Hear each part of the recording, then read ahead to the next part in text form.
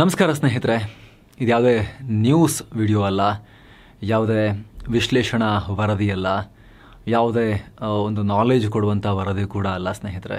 ಇದು ನಮ್ಮ ಮತ್ತು ನಿಮ್ಮ ನಡುವಿನ ಒಂದು ಸಮಾಲೋಚನೆ ರೀತಿ ಅಷ್ಟೇ. ದಯವಿಟ್ಟು ಸಮಯ ಇದ್ದಾಗ ಸಮಯ ಮಾಡಿಕೊಂಡು ಈ ವರದಿಯನ್ನು ನೋಡಿ ಅನ್ನೋ ಮನವಿಯನ್ನು ಆರಂಭದಲ್ಲೇ ಮಾಡ್ತಾ ಇದ್ದೀವಿ ಸ್ನೇಹಿತರೆ.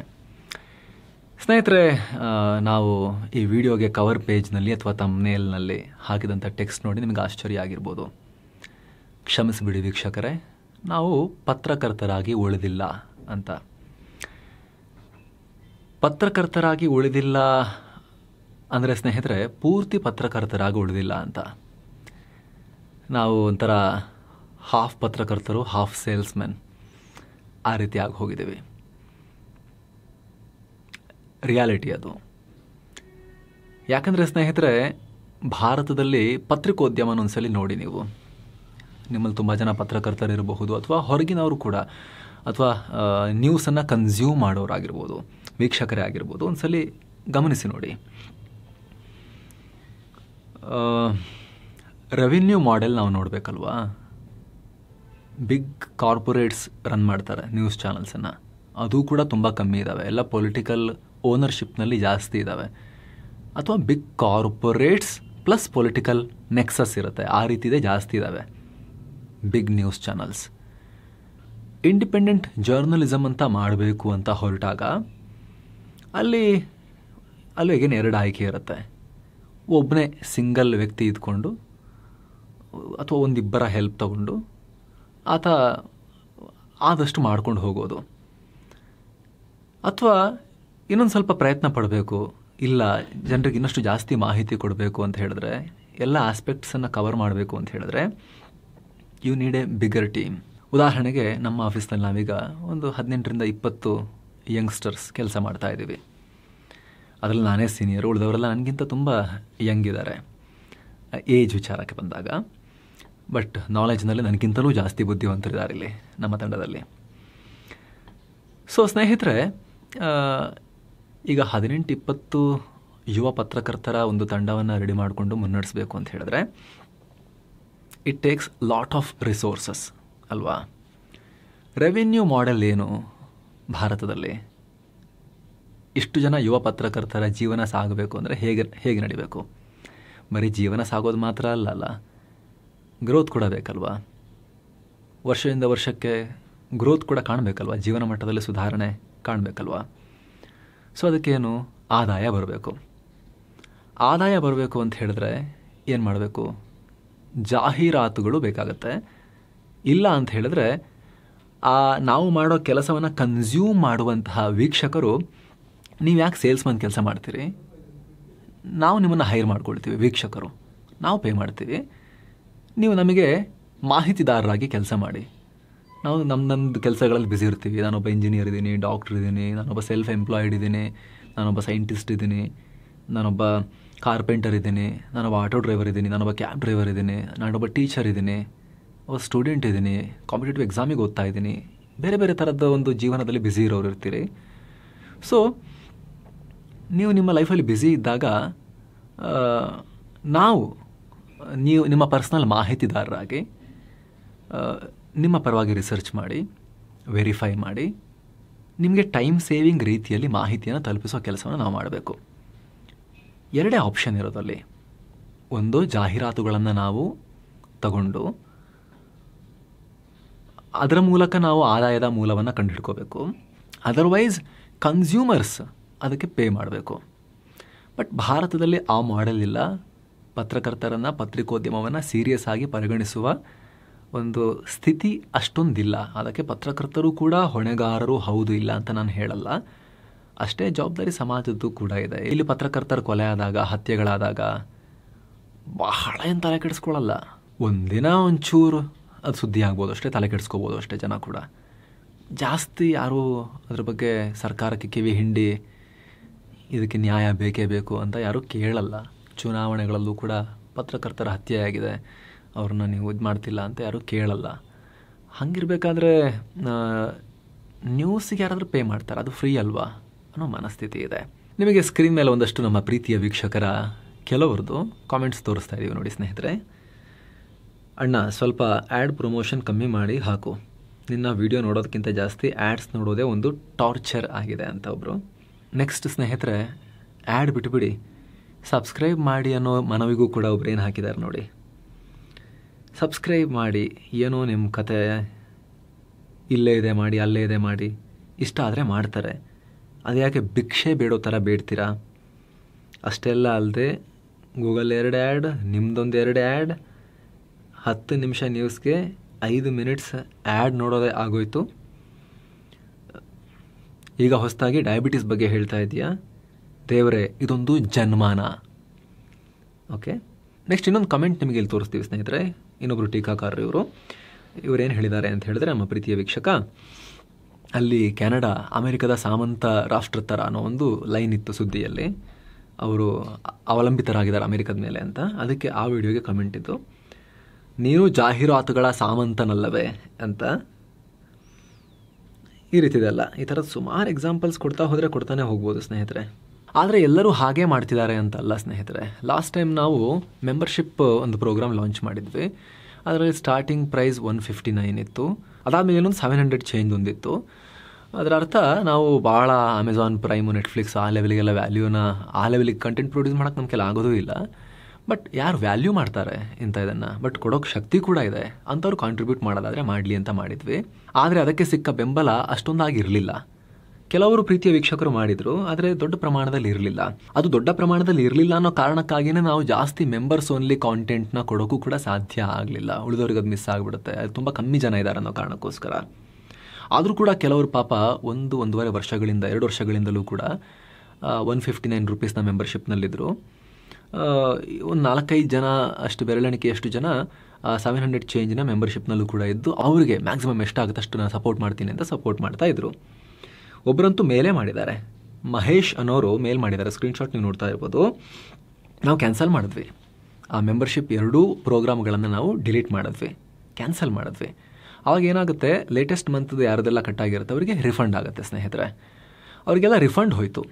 ರಿಫಂಡ್ ಹೋದಾಗ ಒಬ್ಬರು ಸ್ಕ್ರೀನ್ಶಾಟ್ ಸಮೇತ ಹಾಕಿದ್ದಾರೆ ನಮಗೆ. ಏನು ಹಾಕಿದ್ದಾರೆ ಗೊತ್ತಾ, ಈ ರೀತಿ ನಮ್ಮದು ಮೆಂಬರ್ಶಿಪ್ಪಿಗೆ ಪೇ ಮಾಡಿದ್ದು ವಾಪಸ್ ಬಂದುಬಿಟ್ಟಿದೆ, ಯಾಕೆ ಇದು ನಾವು ಕಾಂಟ್ರಿಬ್ಯೂಟ್ ಮಾಡಬೇಕು, ಏನು ವಿಧಾನ ಇದೆ ಅಂತ ಕೇಳಿದರು. ನಾವು ಅವ್ರಿಗೆ ರಿಪ್ಲೈ ಮಾಡಿದ್ವಿ ಮೇಲ್ನಲ್ಲಿ, ನಾವು ಹೊಸದೊಂದು ಯೋಚನೆ ಮಾಡ್ತಾ ಇದ್ದೀವಿ, ಈ ಸಲ ನೋಡೋಣ. ಕೆಲ ಪ್ರೀತಿಯ ವೀಕ್ಷಕರು ಆ್ಯಡ್ಸ್ ಬಗ್ಗೆ ಕೂಡ ಈ ರೀತಿ ಹೇಳ್ತಿರೋ ಸಂದರ್ಭದಲ್ಲಿ ನಾವು ಒಂದು ಪ್ರಯೋಗ ಮಾಡಿ ನೋಡೋಣ ಅಂತ ಒಂದು ಪ್ಲ್ಯಾನ್ ಮಾಡ್ತಾ ಇದ್ದೀವಿ, ಅತಿ ಶೀಘ್ರದಲ್ಲಿ ಅನೌನ್ಸ್ ಮಾಡ್ತೀವಿ ಅಂತ ಹೇಳಿದ್ವಿ ಸ್ನೇಹಿತರೆ. ಅದನ್ನು ಅನೌನ್ಸ್ ಮಾಡುವ ಸಂದರ್ಭ ಇದು ಸ್ನೇಹಿತರೆ. ಈಗ ಕೇವಲ 29 ರೂಪಾಯಿಗಳ ಮಸ್ತ್ಮಗ ಪ್ರೀಮಿಯಂ ಅನ್ನೋ ಮೆಂಬರ್ಶಿಪ್ ಪ್ರೋಗ್ರಾಮ್ ನಾವು ಲಾಂಚ್ ಮಾಡಿದ್ದೇವೆ, ಯೂಟ್ಯೂಬ್ ಮೆಂಬರ್ಶಿಪ್ ಪ್ರೋಗ್ರಾಮ್. ನೀವು ನಿಮ್ಮ ವಿಡಿಯೋ ಕೆಳಗಡೆ ಜಾಯಿನ್ ಬಟನ್ ಕಾಣುತ್ತಲ್ಲ, ಅದ್ರ ಮೇಲೆ ಕ್ಲಿಕ್ ಮಾಡೋ ಮೂಲಕ ಇದಕ್ಕೆ ಜಾಯಿನ್ ಆಗ್ಬೋದು. ತಿಂಗಳಿಗೆ 29 ರೂಪಾಯಿ ಕಟ್ಟಾಗುತ್ತೆ ನಿಮಗೆ. ದಿನಕ್ಕೆ 1 ರೂಪಾಯಿಗಿಂತಲೂ ಕಮ್ಮಿ, 99 ಪೈಸೆ ಚೇಂಜ್ ಅಷ್ಟೇ ನಿಮಗೆ ಚಾರ್ಜಸ್ ಆಗೋದು. ಅದರಲ್ಲೂ ಕೂಡ ಪೂರ್ತಿ ನಮಗೆ ಬರೋದಿಲ್ಲ. ಅದರಲ್ಲಿ ಅರ್ಧಕ್ಕರ್ಧ ಟ್ಯಾಕ್ಸ್ ಮತ್ತು ಯೂಟ್ಯೂಬ್ನ ಕಮಿಷನ್ ಹೋಗುತ್ತೆ, ಗೂಗಲ್ನವ್ರದ್ದು ಹೋಗುತ್ತೆ. ಹತ್ತತ್ರ ಅರ್ಧ ನಮಗೆ ಅದರಲ್ಲಿ ಬರಬಹುದು. ಅದರಲ್ಲಿ ಎಗೇನ್ ನಮಗೂ ಕೂಡ ಕಂಪನಿಯ ಟ್ಯಾಕ್ಸ್ 25% ಕಾರ್ಪೊರೇಟ್ ಟ್ಯಾಕ್ಸ್ ಇರುತ್ತೆ. ಸೊ ನೀವೇ ಕ್ಯಾಲ್ಕುಲೇಟ್ ಮಾಡ್ಕೊಂಡು ನೋಡಿ. ಬಟ್ ನಿಮಗೆ ಮ್ಯಾಕ್ಸಿಮಮ್ ತಿಂಗಳಿಗೆ 29 ರೂಪಾಯಿ ಕಟ್ಟಾಗುತ್ತೆ ಅಷ್ಟೇ. ನಾವು ಏನು ಮಾಡ್ತಿದ್ದೀವಿ ಅಂದರೆ ಸ್ನೇಹಿತರೆ, ಅಫೋರ್ಡೆಬಲ್ ಮಾಡೋಣ, ಲೋಯೆಸ್ಟ್ ಇದು, ಅದಕ್ಕಿಂತ ಕೆಳಗಡೆ ಕೊಡೋಕ್ಕೆ ಆಪ್ಷನ್ನೇ ಇಲ್ಲ ಯೂಟ್ಯೂಬ್ ಮೆಂಬರ್ಶಿಪ್ ಪ್ರೋಗ್ರಾಮ್ನಲ್ಲಿ. ಲೋಯೆಸ್ಟ್ ಯಾವುದಂತ ಚೆಕ್ ಮಾಡಿ ನಾವು ಅದನ್ನು ಇಟ್ಟಿದ್ದೀವಿ. ಸೊ ಮೋರ್ ಆ್ಯಂಡ್ ಮೋರ್ ಪೀಪಲ್ಗೆ, ದೊಡ್ಡ ಪ್ರಮಾಣದ ಜನಕ್ಕೆ ಅನುಕೂಲ ಆಗೋ ರೀತಿಯಲ್ಲಿ, ಕಮ್ಮಿಗೆ ಸಿಗೋ ರೀತಿಯಲ್ಲಿ ಒಂದು ಪ್ರೋಗ್ರಾಮ್ ತರಬೇಕು. ಅಲ್ಲಿ ಜಾಸ್ತಿ ಬೆನಿಫಿಟ್ ಕೊಡ್ತಾ ಹೋಗಬೇಕು ಮುಂದಿನ ದಿನಗಳಲ್ಲಿ ಅಂತ. ಎಲ್ಲವನ್ನು ನಾವು ಅಲ್ಲಿಗೆ ಹಾಕೋಕ್ಕಾಗಲ್ಲ, ಮೆಂಬರ್ಶಿಪ್ನಲ್ಲಿ ಹಾಕೋಕ್ಕಾಗಲ್ಲ. ಆದರೆ ಅವ್ರನ್ನ ವಿಶೇಷವಾಗಿ ಟ್ರೀಟ್ ಮಾಡ್ತೀವಿ ನಾವು ಸ್ನೇಹಿತರೆ. ಯಾರೆಲ್ಲ ದಿನಕ್ಕೆ 1 ರೂಪಾಯಿಗಿಂತ ಕಮ್ಮಿ, ನಾವೀಗ ನಾನು ಜರ್ನಲಿಸಮ್ ಶುರು ಮಾಡಿ 15 ವರ್ಷ ಆಗ್ತಾ ಬಂತು, ಇನ್ನೂ ಆಗಿಲ್ಲ, 14 ಆಯಿತು, ಇನ್ನೊಂದು ವರ್ಷ ಕಳೆದ್ರೆ 15 ಆಗುತ್ತೆ. ಜೊತೆಗೆ ನಮ್ಮ ಯುವ ಪತ್ರಕರ್ತರ ತಂಡ ಏನಿದೆ, ಈ ಒಂದು ಹೊಸ ಟೀಮ್ ಮಾಡ್ಕೊಂಡು ನಾವು ಕೆಲಸ ಮಾಡೋಕ್ಕೆ ಶುರು ಮಾಡಿನೇ 5 ವರ್ಷ ಆಯ್ತು. ಈಗ 2020 ಜನವರಿ 1ರಿಂದ ನಾವು ಶುರು ಮಾಡಿರೋದಲ್ವಾ. ಸೊ 5 ವರ್ಷ ಕಳೀತು. ಸೊ ನೀವು ಟೋಟಲ್ 15 ವರ್ಷಗಳಿಂದ ನಮ್ಮ ಟ್ರ್ಯಾಕ್ ರೆಕಾರ್ಡ್ ನೋಡಿದ್ದೀರಾ, ನಮ್ಮ ಸರ್ವಿಸ್ ಕ್ವಾಲಿಟಿ ನೋಡಿದ್ದೀರಾ, ನಾವು ಕೆಲಸ ಮಾಡ್ತಿರೋ ರೀತಿ ನೋಡಿದ್ದೀರಾ, ನಮ್ಮ ಕನ್ಸಿಸ್ಟೆನ್ಸಿ ಕೂಡ ನೀವು ನೋಡಿದ್ದೀರಾ. ಫುಲ್ ನ್ಯೂಸ್, ಸುತ್ತು ಜಗತ್ತು 365 ಡೇಸ್ ಬರುತ್ತೆ. Special videos, special reports 365 days ಬರುತ್ತೆ. ಅದು ನಾನು ಅವೈಲೇಬಲ್ ಇದ್ದೀನಾ ಇಲ್ವಾ, ನನಗೆ ಹುಷಾರಿದೆಯಾ ಇಲ್ವಾ, ಡಸಂಟ್ ಮ್ಯಾಟರ್. ಒಟ್ಟಿನಲ್ಲಿ ನಿಮಗಂತೂ ಮಾಹಿತಿ ತಲುಪುತ್ತೆ. ಆ ಕನ್ಸಿಸ್ಟೆನ್ಸಿ ನಾವು ಮೇಂಟೈನ್ ಮಾಡಿದ್ದೀವಿ ಸ್ನೇಹಿತರೆ.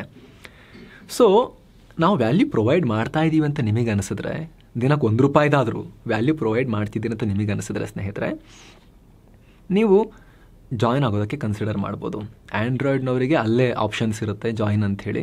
ಅಲ್ಲೇ ಕ್ಲಿಕ್ ಮಾಡಿ ಅಲ್ಲೇ ಅವರದು ಜಸ್ಟ್ ಅಲ್ಲಿ ನಿಮ್ಮ ಸ್ಕ್ರೀನ್ ಮೇಲೆ ತೋರಿಸ್ತಿದ್ದೀವಿ ನೋಡಿ, ಆ ರೀತಿ ನೀವು ಜಾಯಿನ್ ಆಗಿಬಿಡ್ಬೋದು. UPI, ಕ್ರೆಡಿಟ್ ಕಾರ್ಡ್, ಸುಮಾರು ಆಪ್ಷನ್ಸ್ ಇದೆ. ನೀವು ಅಲ್ಲಿ ನೋಡಿ ಸ್ವಲ್ಪ.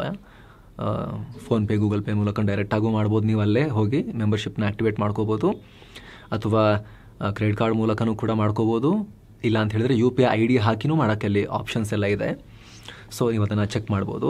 ಆದರೆ ಆ್ಯಪಲ್ ಯೂಸರ್ಸ್ಗೆ ಡೈರೆಕ್ಟಾಗಿ ಆಗಲ್ಲ. ಅವರು ಲಿಂಕ್ ಕ್ಲಿಕ್ ಮಾಡೋ ಮೂಲಕ ಹೋಗಬೇಕಾಗತ್ತೆ ಮೆಂಬರ್ಶಿಪ್ ತೊಗೋಬೇಕು ಅಂತ ಹೇಳಿದ್ರೆ. ಅವ್ರಿಗೆ ನಾವು ಡಿಸ್ಕ್ರಿಪ್ಷನಲ್ಲಿ ಪಿನ್ ಮಾಡಿರೋ ಕಾಮೆಂಟ್ನಲ್ಲಿ ಸ್ನೇಹಿತರೆ ಈ ವಿಡಿಯೋದಲ್ಲಿ ಲಿಂಕನ್ನು ಕೊಟ್ಟಿರ್ತೀವಿ ಜಾಯಿನ್ ಆಗಲಿಕ್ಕೆ ಆ್ಯಪಲ್ ಯೂಸರ್ಸ್ಗೆ. ಅವರು ಸಫಾರಿಲಿ ಹೋಗಿ, ಅವರು ಬ್ರೌಸರಲ್ಲಿ ಹೋಗಿ ಜಾಯಿನ್ ಆಗಬಹುದು. ಇಲ್ಲಿ ಸ್ನೇಹಿತರೆ ನೀವು ಪ್ರತಿಯೊಬ್ಬರು ಕೂಡ ಜಾಯಿನ್ ಆಗಬಹುದಾದ ಸಣ್ಣ ಪ್ರೈಸ್ನಲ್ಲೇ ನಾವು ಇಟ್ಟಿದ್ದೀವಿ. ಅದನ್ನು ಮಾಡೋದ್ರಿಂದ ಏನೆಲ್ಲ ಆಗುತ್ತೆ ಅನ್ನೋದನ್ನು ನಾವು ನಿಮಗೆ ಹೇಳೋಕೆ ಪ್ರಯತ್ನ ಪಡ್ತೀವಿ. ಒಂದು, ನಾವು ಆ್ಯಡ್ ಮೇಲಿನ ಡಿಪೆಂಡೆನ್ಸಿಯನ್ನು ಓವರಾಲ್ ಕಮ್ಮಿ ಮಾಡ್ತಾ ಬರೋಕ್ಕೆ ಪ್ರಯತ್ನ ಪಡ್ತೀವಿ. ಎಷ್ಟಾಗುತ್ತಷ್ಟು ಪ್ರಯತ್ನ ಪಡ್ತೀವಿ. ಇದು ಒಂದು. ಎಲ್ಲಕ್ಕಿಂತ ಮುಖ್ಯವಾಗಿ ಏನು ಮಾಡ್ತೀವಿ ಗೊತ್ತಾ ಸ್ನೇಹಿತರೆ, ಮೆಂಬರ್ಶಿಪ್ ಓನ್ಲಿ ವೀಡಿಯೋಸನ್ನು ನಾವು ಇಂಟ್ರೊಡ್ಯೂಸ್ ಮಾಡ್ತೀವಿ. ಆ ಮೆಂಬರ್ಶಿಪ್ ಓನ್ಲಿ ವೀಡಿಯೋಸ್ನಲ್ಲಿ ನಾವು ನಮ್ಮ ಕಡೆಯಿಂದ, ಮಸ್ತ್ ಮಗ ಚಾನಲ್ ಕಡೆಯಿಂದ ಯಾವುದೇ ಆ್ಯಡ್ಸನ್ನು, ಅಂದರೆ ನೋ ಲಿಂಕ್ ಕ್ಲಿಕ್ ಮಾಡಿ ಅಪೀಲ್ಸ್, ಅದಿರೋದಿಲ್ಲ. ಮೆಂಬರ್ಶಿಪ್ ಓನ್ಲಿ ವೀಡಿಯೋಸ್ನಲ್ಲಿ ಅದು ಇರೋದಿಲ್ಲ.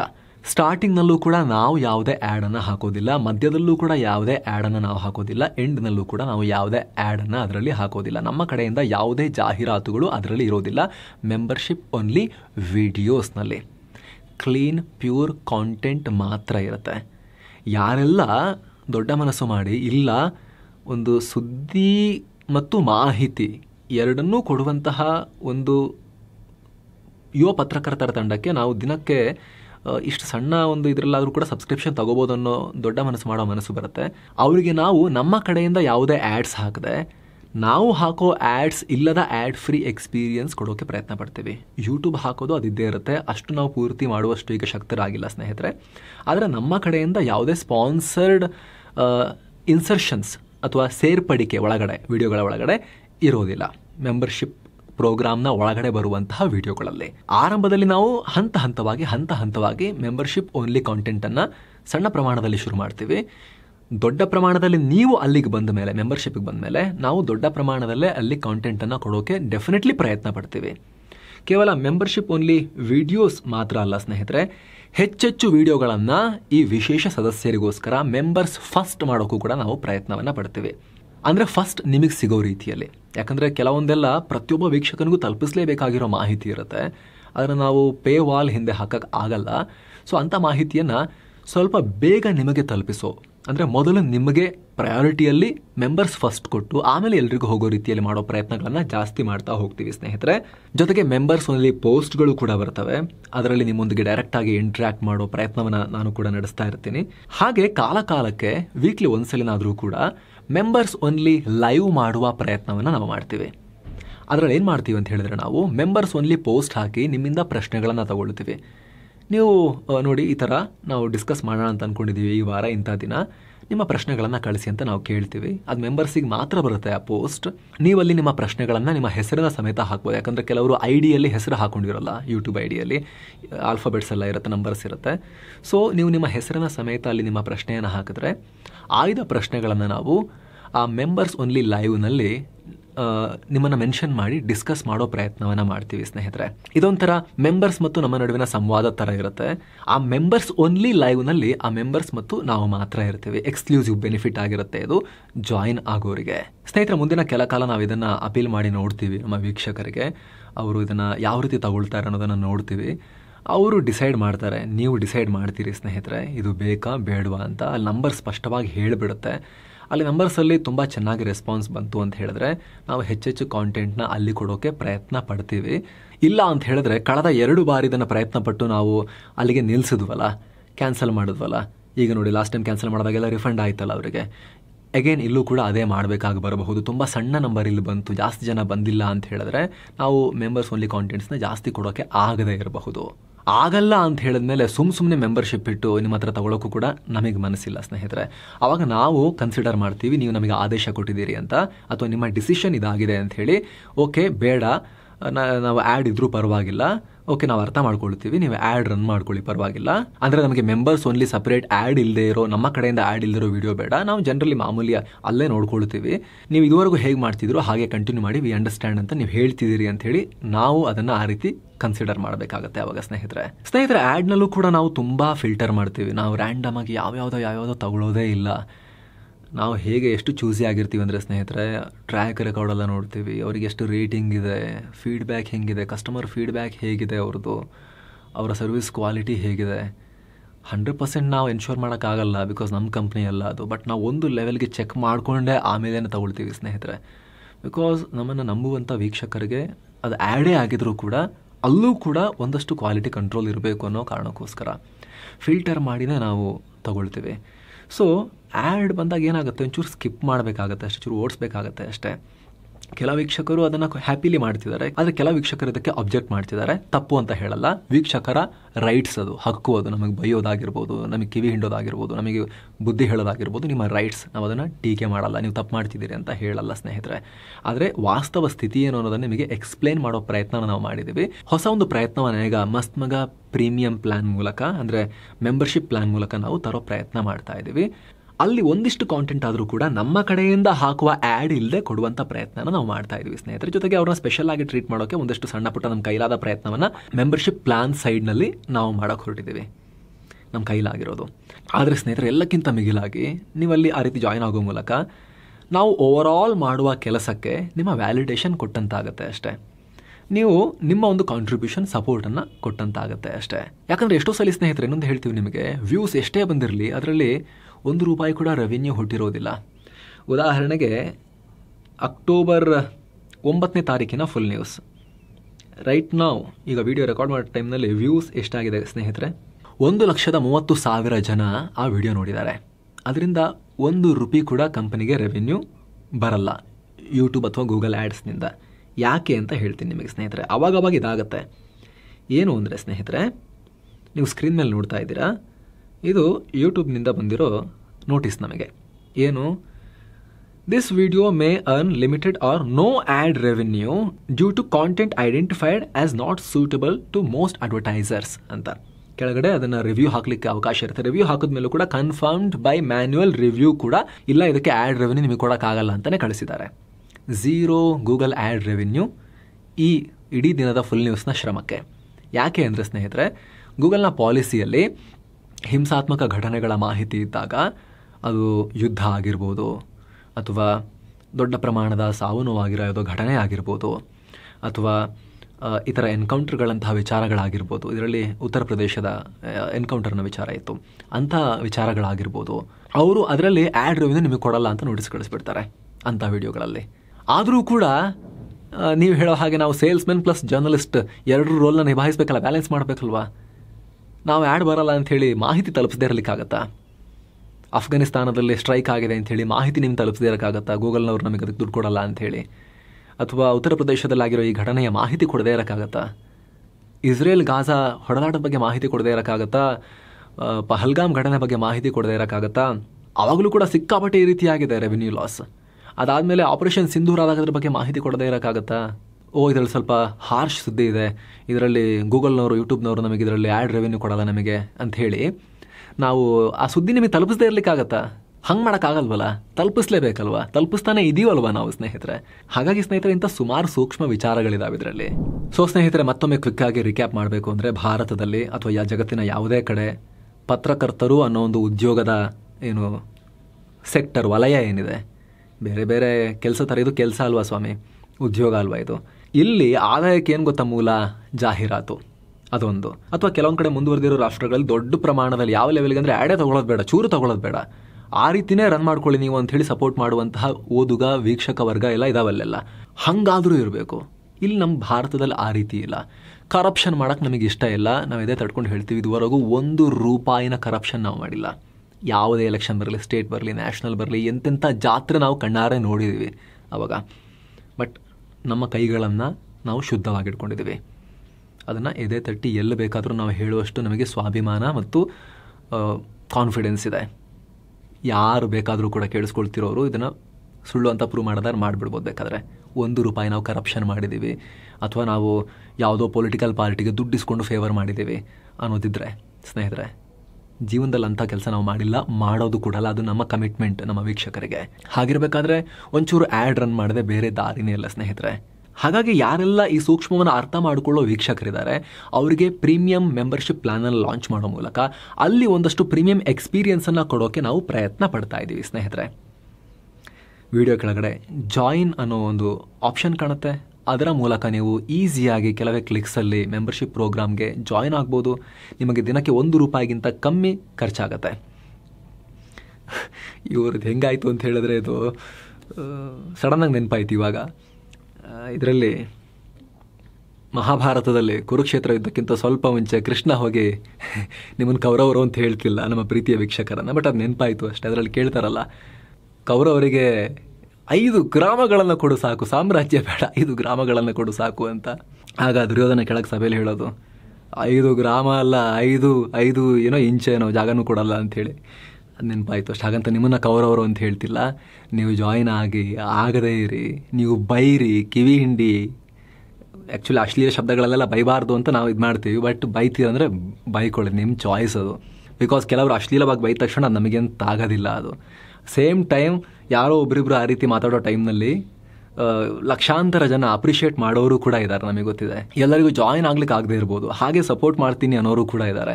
ಸೊ ಎಲ್ಲರೂ ಜಾಯಿನ್ ಆಗೋರು, ಆಗದೇ ಇರೋರು, ಬೈಯೋರು, ಪ್ರತಿಯೊಬ್ಬರು ನಮ್ಮ ಪ್ರೀತಿಯ ವೀಕ್ಷಕರೇ.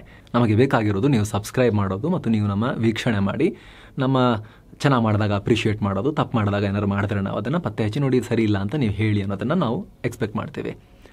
ಯಾರಿಗೆಲ್ಲ ಆಗುತ್ತೆ ದಿನಕ್ಕೆ ₹1, ತಿಂಗಳಿಗೆ ₹29, ಅವರು ದಯವಿಟ್ಟು ಜಾಯಿನ್ ಮೂಲಕ ಮೆಂಬರ್ಶಿಪ್ಗೆ ಜಾಯಿನ್ ಆಗಿ ನಿಮಗೆ ಪ್ರೀಮಿಯಂ ಎಕ್ಸ್ಪೀರಿಯನ್ಸ್ ಕೊಡೋ ಪ್ರಯತ್ನ ನಾವು ಡೆಫಿನೆಟ್ಲಿ ಅಲ್ಲಿ ಎಷ್ಟಾಗುತ್ತೋ ಅಷ್ಟು ಮಾಡ್ತೀವಿ. ಎಲ್ಲವೂ ಅಲ್ಲಿ ಮಾಡೋಕ್ಕೆ ಆಗದೆ ಹೋಗ್ಬೋದು, ಬಟ್ ಎಷ್ಟಾಗುತ್ತೋ ಅಷ್ಟು ಡೆಫಿನೆಟ್ಲಿ ನಿಮ್ಮನ್ನು ವಿಶೇಷವಾಗಿ ಟ್ರೀಟ್ ಮಾಡೋಕ್ಕಂತೂ ನಾವು ಪ್ರಯತ್ನ ಪಡ್ತೀವಿ. ಆ್ಯಪಲ್ ಡಿವೈಸಸ್ನ ಯೂಸ್ ಮಾಡೋರು ಅವರು ಲಿಂಕ್ ಮೂಲಕ ಸಫಾರಿಯಲ್ಲಿ ಬ್ರೌಸರಲ್ಲಿ ಹೋಗಿ ಮಾಡಬೇಕಾಗತ್ತೆ. ಅವರಿಗೆ ಡಿಸ್ಕ್ರಿಪ್ಷನಲ್ಲಿ ಪಿನ್ ಮಾಡಿರೋ ಕಾಮೆಂಟ್ನಲ್ಲಿ ಲಿಂಕ್ ಇದೆ ಸ್ನೇಹಿತರೆ. ಮುಂದಿನ ದಿನಗಳಲ್ಲಿ ಇದರ ಬಗ್ಗೆ ಆವಾಗವಾಗ ನೆನಪು ಮಾಡುವಂಥ ಪ್ರಯತ್ನವನ್ನು ಕೂಡ ನಾವು ಮಾಡ್ತೀವಿ. ನೋಡೋಣ, 1-2-3 ತಿಂಗಳು ಪ್ರಯತ್ನ ಪಟ್ಟು ನೋಡ್ತೀವಿ. ಇಲ್ಲ ಇದಕ್ಕೆ ಪ್ರೋತ್ಸಾಹ ಇದೆ ಅಂದರೆ ಕಂಟಿನ್ಯೂ ಮಾಡ್ತೀವಿ, ಬಟ್ ತುಂಬ ನಿಮ್ಮನ್ನು ಡಿಸ್ಟರ್ಬ್ ಮಾಡಲ್ಲ, ಅವಾಗವಾಗ ನೆನಪು ಮಾಡ್ತೀವಿ ಅಷ್ಟೇ ನಾವು. ಜೊತೆಗೆ ಇಲ್ಲಿ ಪ್ರೀಮಿಯಂ ಎಕ್ಸ್ಪೀರಿಯನ್ಸಸ್ನ ಜಾಸ್ತಿ ಕೊಡೋಕ್ಕೂ ಕೂಡ ಪ್ರಯತ್ನ ಮಾಡ್ತಾ ಹೋಗ್ತೀವಿ ಅಷ್ಟೇ ಸ್ನೇಹಿತರೆ. ತುಂಬ ಜಾಸ್ತಿನೇ ನಿಮ್ಮ ಟೈಮನ್ನು ತೊಗೊಂಡೆ ಅಂತ ಕಾಣುತ್ತೆ ಯಾವುದೇ ಮಾಹಿತಿಯನ್ನು ಕೊಡದೆ ಈ ವಿಚಾರವನ್ನು ಚರ್ಚೆ ಮಾಡೋಕ್ಕೆ. ಕ್ಷಮಿಸಿ, ಮತ್ತೆ ಭೇಟಿ ಆಗ್ತಿರೋಣ. ನಮಸ್ತೆ ಸ್ನೇಹಿತರೆ.